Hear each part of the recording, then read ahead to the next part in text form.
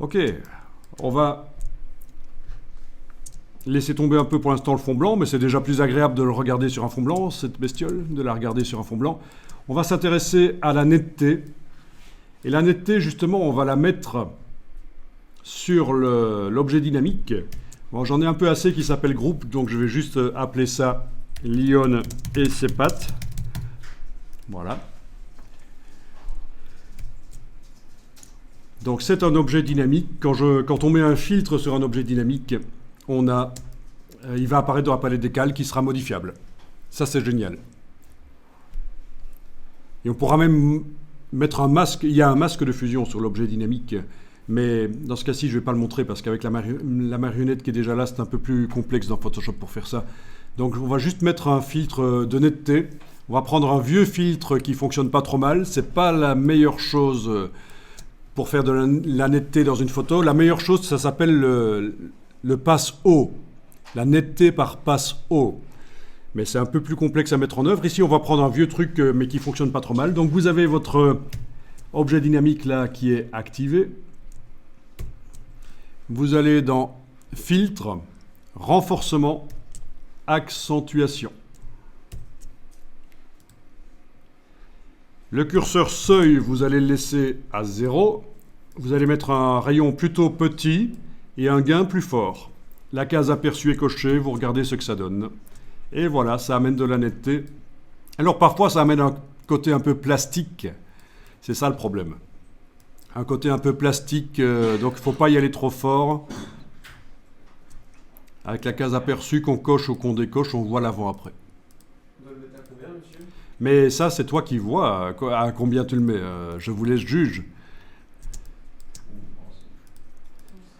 En tout cas, si vous mettez fort, ça commence à ressembler à n'importe quoi.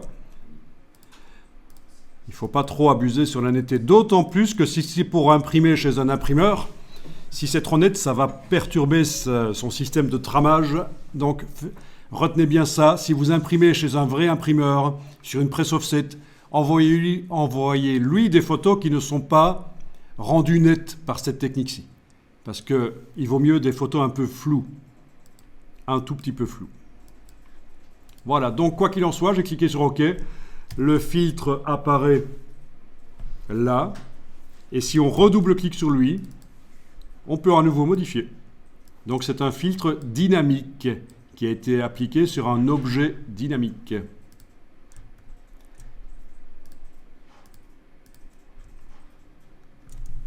Donc bien sûr, pour répondre à ta question, ce filtre peut être appliqué sur n'importe quel calque pixel, mais s'il n'est pas appliqué sur un objet dynamique, il n'apparaît pas dans la palette des calques, et donc une fois qu'il est appliqué, on ne peut plus le remodifier. C'est la différence. Mais tout filtre peut être appliqué sur un calque normal. Voilà. Donc les filtres ne sont pas différents qu'on travaille sur un calque normal pixel ou sur un objet dynamique. Il y a juste que quand on les applique sur un objet dynamique, ils vont apparaître dans la palette des calques et ils vont être modifiables, jetables, désactivables. C'est quand même, c'est apparu avec la version CS4 de Photoshop, c'est quand même une petite révolution, ces objets dynamiques. Ça permet de faire du non destructif. On peut revenir en arrière s'il fallait. Ok, je vais mettre un peu plus fort ici la netteté en regardant les yeux de la lionne. Voilà. Ok.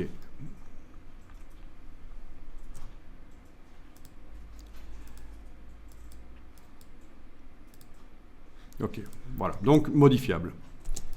Alors, le masque de fusion des filtres, je ne vous en parle pas maintenant parce que c'est particulier vu qu'on a une déformation de la marionnette. Mais sachez juste que si on n'avait pas la déformation de la marionnette, on pourrait aller dessiner au pinceau en noir là-dedans pour empêcher le filtre accentuation de se mettre à certains endroits.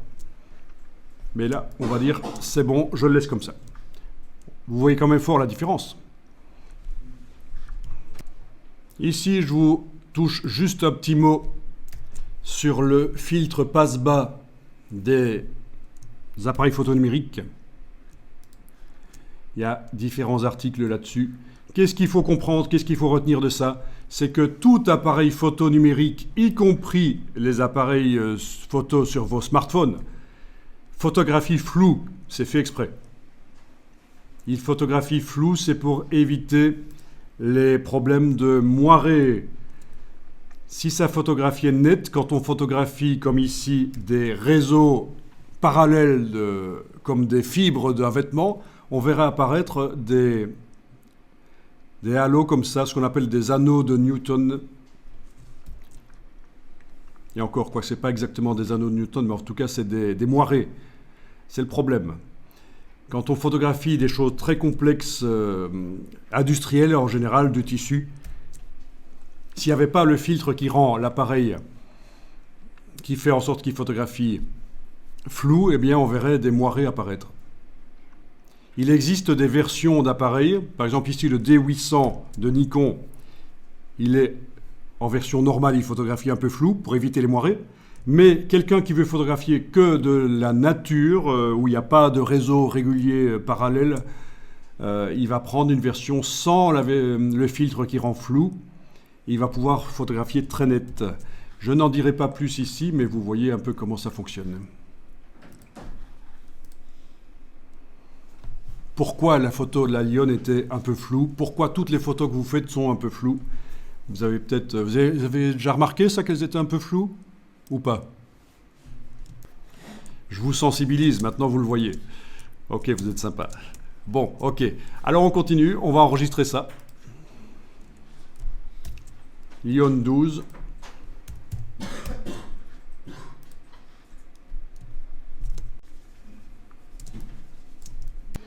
Bon, ici je suis sur Getty Images, donc la banque d'images, et je vois juste ce groupe de personnes photographiées en studio sur un fond blanc, et sous leurs pieds il y a des ombres. S'il n'y avait pas les ombres, on aurait l'impression qu'ils flottent bien sûr en l'air, quoi. Mais là on voit qu'ils sont posés sur le sol grâce aux ombres, qui sont certainement les ombres d'origine dans le studio, quoique ça peut être refait aussi manuellement. Quoi qu'il en soit. Ah oui, ça vous coûte le prix d'une télévision pour... Bon. L'ensemble de l'image, c'est par personne. C'est pas par personne, c'est l'ensemble de l'image, je pense. C'est le groupe. Et oui, ben oui, c'est du costaud. Mais c'est des photos qui sont peut-être utilisées que par vous, en fait. Achetées que par vous, peut-être. Allez savoir. Donc, oui, ça, c'est les banques d'images, c'est comme ça.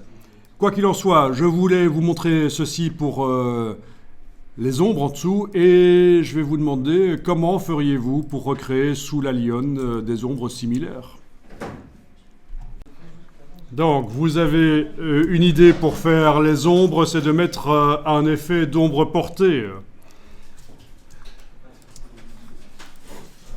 Calque, style de calque, ombre portée, ou alors dans le bas de la palette des calques sur les FX, pendant donc que le calque de la lionne est activé bien sûr, dans le FX, l'ombre portée. Et donc on paramètre avec la case aperçu cochée. Voilà, l'opacité, la taille, la distance, l'angle. Et donc c'est totalement foireux. Parce que ça sert quand on fait des posters, quand on veut que le texte ou des images ressortent comme si c'était du collage. Mais ça ne fait pas une ombre sous la lionne. Donc c'est pas bon. Donc l'effet spécial d'ombre portée ici, soit je le désactive, soit je le jette carrément à la corbeille. C'est pas la solution.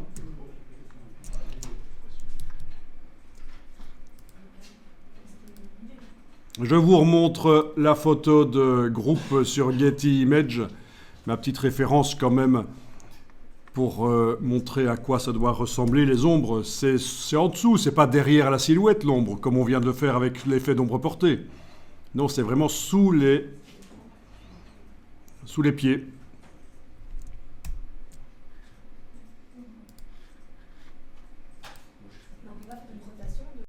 Ce dont tu parles, dupliquer le calque, mettre le calque en noir et le mettre comme s'il était sur le sol, c'est ce qu'on appelle une ombre projetée ou une ombre portée. Mais là, on a affaire à une ombre de studio avec de la lumière diffuse. On ne voit pas vraiment d'où la lumière vient. Et ça, une ombre projetée, c'est une partie de la formation Photoshop que je donne.